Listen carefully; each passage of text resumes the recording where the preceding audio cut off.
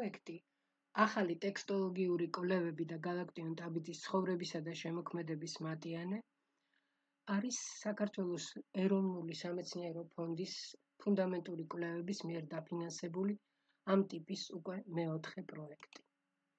მანამდე იყო ილია ჭავჭავაძის, გრიგოლ ორბელიანის და გურამ რჩეულიშვილის. რატომ ფუნდამენტური კვლევები?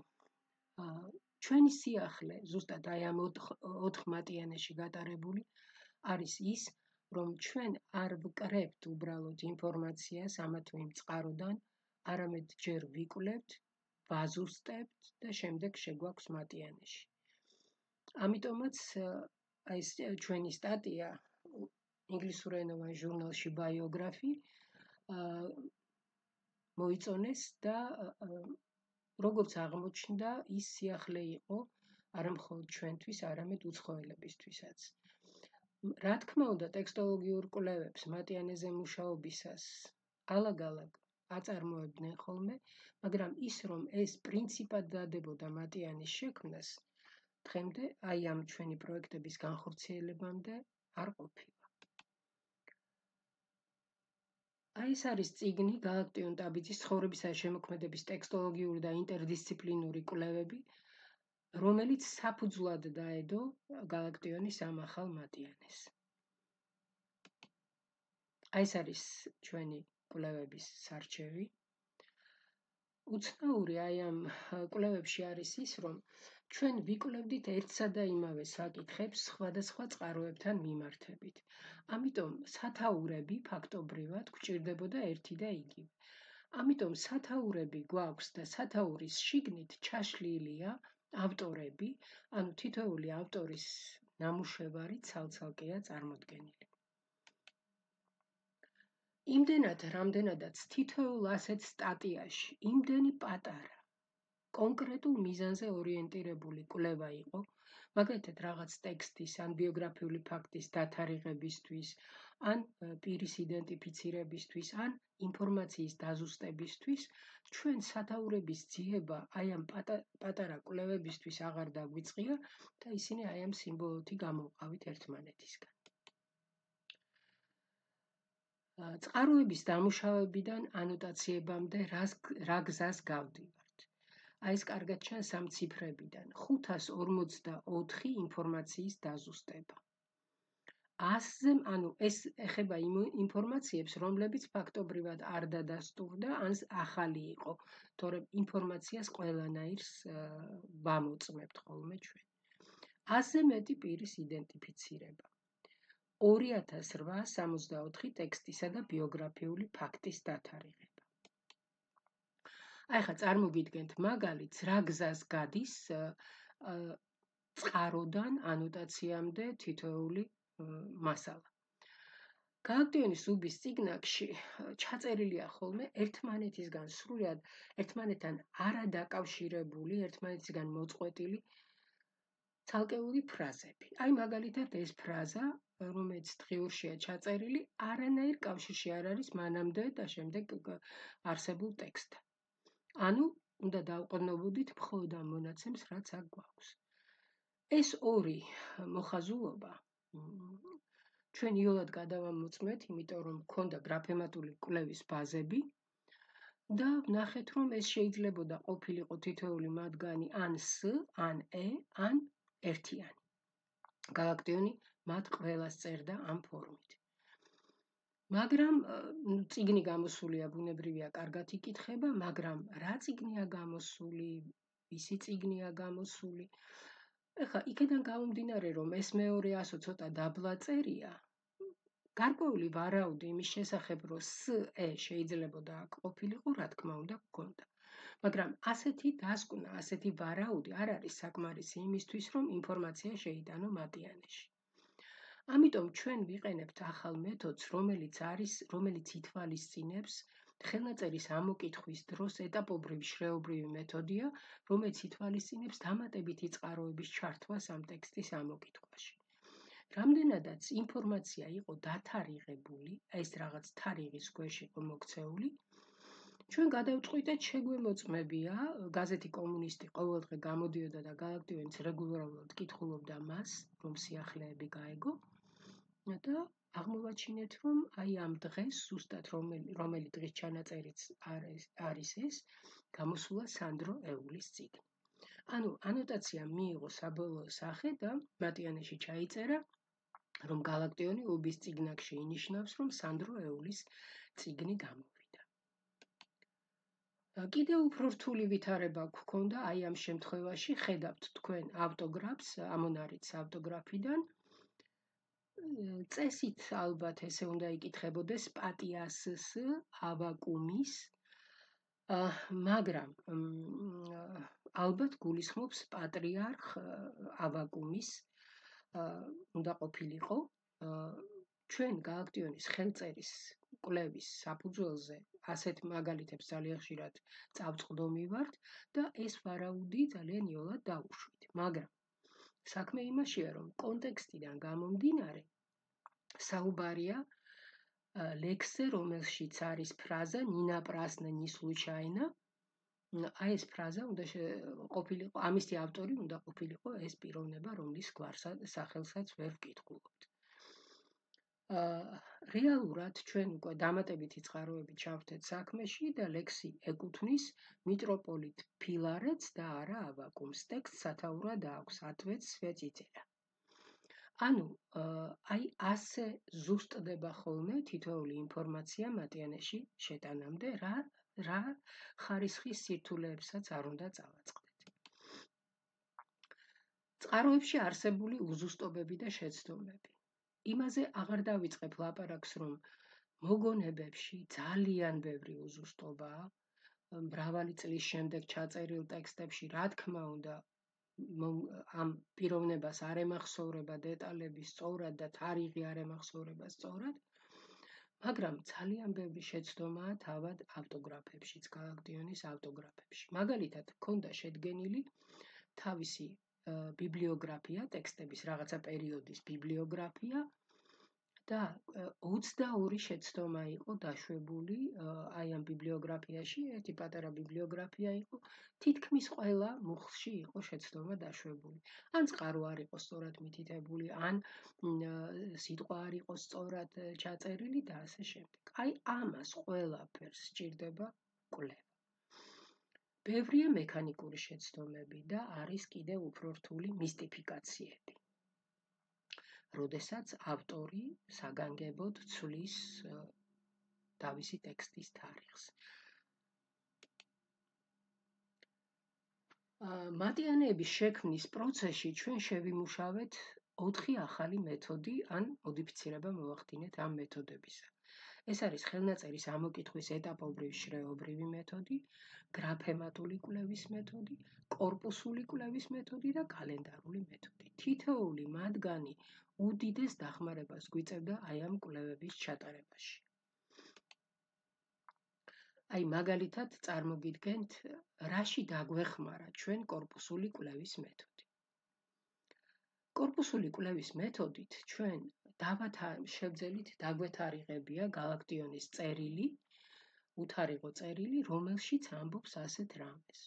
სხვა მე ერთი პატარა ლექსი დავწერე, რომელიც მსურს შენ მოგიწყნა. ოლეა ოკუჯავასადმია ეს სიტყვები მიწერილი. და აღმოვაჩინეთ, რომ რამდენიმე დღეში იბეჭდება ლექსი შენ ზღვისპირად მიდიოდი მერი. მე მგონი აქ რაიმე ორაზროვნებასთან არ გვაქვს ადგილი და ცალსახად შეიძლება ითქვას, რომ ეს ლექსი პირველ რიგში შეიძლება განზოგადებული სახეც იყოს, რა თქმა უნდა, მაგრამ პირველ რიგში მამოტივირებელი იყო ოლეა ოკუჯავა. ახალ მოპოვებულ ციფრულ არქივში ჩვენ აღმოვაჩინეთ გალაქტიონის ერთი ჩანაწერი, ვრცელი ჩანაწერი ოლეა ოკუჯავას შესახებ, სადაც მოყავს ციტატა თავისი ლექსიდან მზეოთი ბათვისა და წერს ეს ლექსი ხომ მას შეეხებოდა. ანუ მესამე პირში წერს ოლეაზე აქ და ბუნებრივია, აქაც პირდაპირ არის ნათქვამი, რომ ღმერთს ღვთისმშობელს ვის დაფარვას ევედრება გალაქტიონი? ოლას მფარველობას და მის დაფარვას, რომელიც იმხანად იმყოფებოდა მოსკოვში. საინტერესო შემთხვევა გქონდა ალვები თოვლში, ამ ლექსთან დაკავშირებით, ბოლოში არის ხელმოწერა ო ლიას. და უცნაური რამ არის, რომ აი ამავე პერიოდში ოლია ოკუჯავა დღიურში წერს ასეთ სიტყვებს. Читаю, посвящаю Лии. И ты мне в своей тетради приписал Лиас. საქმე იმაშია, რომ ოლია ოკუჯავა წერდა მოთხრობას თუ რომანს, აი პროზაულ ტექსტს, რომლის პროტაგონისტი იყო მისი ალტერ ეგო ლია. და გალაქტიონმა აი ამ ფორმით ეს მიძღვნა, იმიტომ წარმოადგინა, რომ აი ამაში, თქვათ, გამოიტანა ის სათქმელი, რომ ოლია და ლია ერთი და იგივეა და რომ ამ ლექსს უძღვნის მას. კიდევ უფრო საინტერესო შემთხვევა იყო ლექსთან მერის თვალებით შემთხვევაში. არანაირი კვლევა ვერ დაგვეხმარა იმის გარკვევაში, მართლა მისტიფიკაცია, რა თქმა უნდა, ეს ვარაუდი იყო გამოთქმული, აკადემიური გამოცემის პირველ 5 ტომში შეტანილიც არის ამის შესახებ, მაგრამ ტექსტოლოგიას მაინც ურჩევნია, რომ რაღაც უფრო ფაქტობრივი დეტალები იყოს არგუმენტად მოხმობილი. და აი ამ მერის თვალებში, აი ამ ლექსთან დაკავშირებით, ჩვენ ჩავატარეთ გრაფემატული კვლევა და აღმოჩნდა, რომ აი ასეთი დ-ები გალაქტიონს ახასიათებს მხოლოდ 1916 წელს და უკაცრავად 1936 წელს და არა მანამდე. ანუ ადრეული პერიოდი 916 ფაქტობრივად გრაფემატული კვლევით გამოირიცხა. აი ასეთი სიახლეები არის ხოლმე უცხო არქივის კვლევისას. მაგალითად, აი ამ არქივის კვლევისას, ციფრული არქივის, რომელიც ინახებოდა პლატონ ნოდარ-ტაბიძის ოჯახში, აღმოჩნდა კონსტანტინე გამსახურდიას წერილი გალაქტიონისადმი. ხელმოწერის მიხედვით ხვდებით, რომ ძალიან ძნელი იქნებოდა იმის გარკვევა, ვისი ხელმოწერაა ეს, მაგრამ ფაქტი იყო ისეთი რაღაც ტექსტში, შინაარსში ნახსენები, რომლის მეშვეობითაც მოხერხდა აღალი სიზუსტით ავტორის დადგენა. აქ საერთოდ მაგ პერიოდში ხელს აწერდა კონსტანტინე ლიახვისპირელი, ლიახვისპირელი და შესაბამისად სავარაუდოდ აქ არის გრაფემები კ. აი ასეთი გადაშლილი სათაური ქონდა ერთ ლექსს. ყველანაირი, ასე ვთქვათ, ხერხის მოშველიებით, ანუ ხელნაწერის ამოკითხვის ხერხის მოშველიებით, სავარაუდოდ მივიჩნიეთ, რომ აქ შეიძლებოდა ყოფილიყო მიხეილ თამარაშვილის ხსოვნას. და მართლაც აღმოჩნდა ლექსის შინაარსი ასეთია, რომ ტალღებში შედის და იღუპება. და ეს ლექსი ამის მიხედვითაც დავათარიღეთ, რომ მიხეილ თამარაშვილის გარდაცვალების შემდეგ უნდა იყოს დაწერილი, მოგეხსენებათ, რომ ის გარდაიცვალა, როდესაც გადაარჩინა ერთი ზღვის ტალღებიდან გამოიყვანა ერთი ადამიანი, უცნობი ადამიანი. შემდეგი სირთულე შეგვხვდა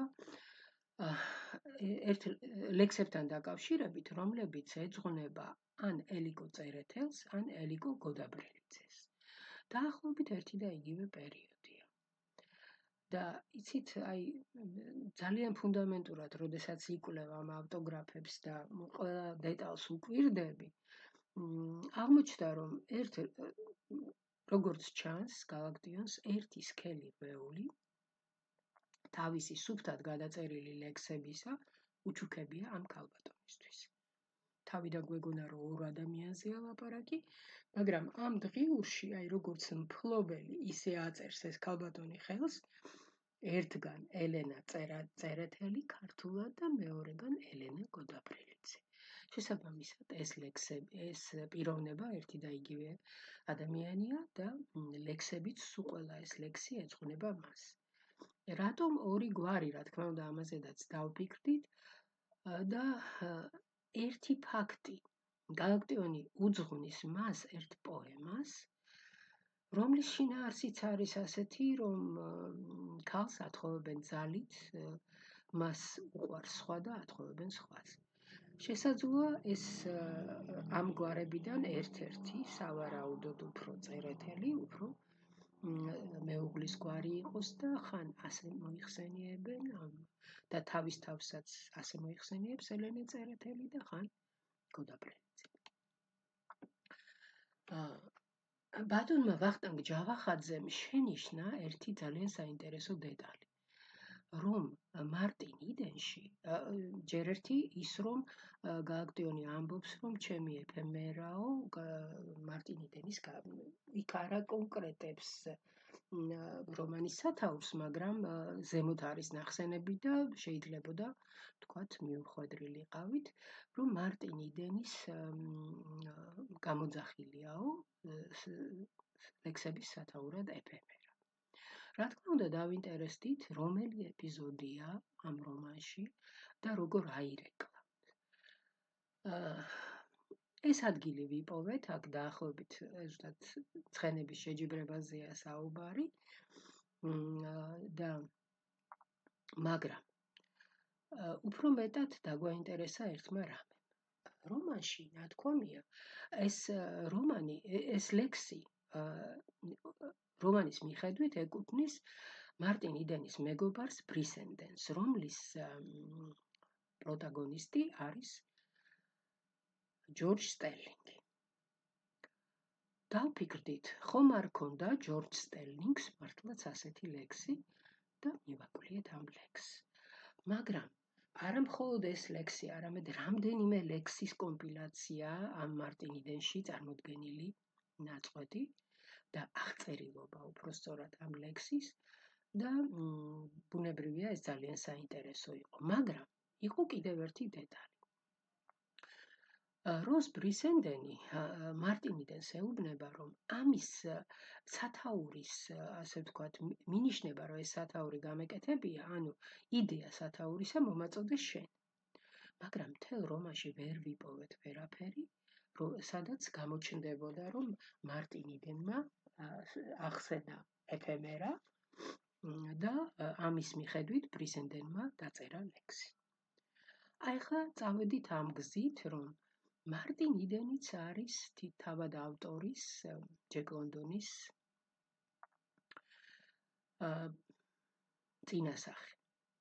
და დავფიქრდით, ხომ არ ქონდა რამე ეფემერაზე თავის ნაწერებში თქვამი მარტინ ჯეკ ლონდონს და აი ვიპოვეთ ეს სტატია, The Human Drift ქვია და აი აქ ეფემერაზე არის საუბარი. მოკლედ, აი ესეთი თუკი აი ამ ძაფს, რომელსაც ხელს ჩავავლებთ, კარგად მივყვებით, ძალიან ბევრი რამე ირკვევა ხოლმე და ძალიან საინტერესო. აი ეს იყო კვლევები, აი ესეთი სახის კვლევები ედება საფუძვლად ამ მატიანეს, რომელიც ამიტომაც ბევრად უფრო სრულია, ვიდრე შეიძლებოდა ყოფილიყო ამ კვლევების გარეშე. რა თქმა უნდა, აი ეს რიცხვი, რომელიც დავასახელე, აი რამდენი კვლევაა ჩატარებული, აი თითოეული კვლევა თითო ანოტაციას უდევს საფუძვლად და წარმოიდგინეთ, რამდენად გაღარიბდებოდა მატიანე მათ გარეშე. აი ეს არის ჩვენი წიგნი მატიანე და ასე გამოიყურება სამეცნიერო აპარატი და თვითონ ანოტაცია. ანუ სამეცნიერო აპარატში გვაქვს რუბრიკები, წყარო, შენიშვნა და დათარიღება. შენიშვნა ძალიან მნიშვნელოვანია, იმიტომ რომ გალაკტიონის ლექსები სულ სხვადასხვა სათაურებით არის ხოლმე ცნობილი და აქ ჩვენ საშუალება გვეძლევა მიუთითოთ ყველა ალტერნატიული სათაური. რაც შეიძლება დათარიღებას. სერიოზული ფუნდამენტური კვლევები დათარიღების შესახებ ჩვენ გვაქვს აი იმ კვლევების წიგნში. მაგრამ არის ისეთი მარტივი დასათარიღებელი ფაქტები ან ტექსტები, რომლისთვისაც არ არის ასეთი ფუნდამენტური კვლევა საჭირო და მარტივად შეიძლება აი ამას ვეყრდნობით ვთქვათ. მაგალითად, როდესაც ლექსი პირველი პუბლიკაციის მიხედვით თარიღდება, ერთ-ერთი ესეთი შემთხვევაა. ან როდესაც ტექსტს თვითონ არ ახლავს თარიღი, მაგრამ დათარიღებულია მის წინ, უბის წიგნაკში ან რველში ჩაწერილი, ან მის შემდეგ ჩაწერილი ტექსტი. რითია ეს მატიანე მნიშვნელოვანი? 2729 ანოტაცია მომზადდა დღემდე შეუსწავლელი ციფრული არქივიდან. ანუ შეგვიძლია ვთქვათ, რომ ეს ფაქტობრივად ახალი ანოტაციებია. ქართული მატიანის მოცულობა 2400 გვერდია. 14500-ზე მეტი ანოტაცია. 3500-ზე მეტი შენიშვნა. 2800-ზე მეტი რუბრიკა დათარიღება.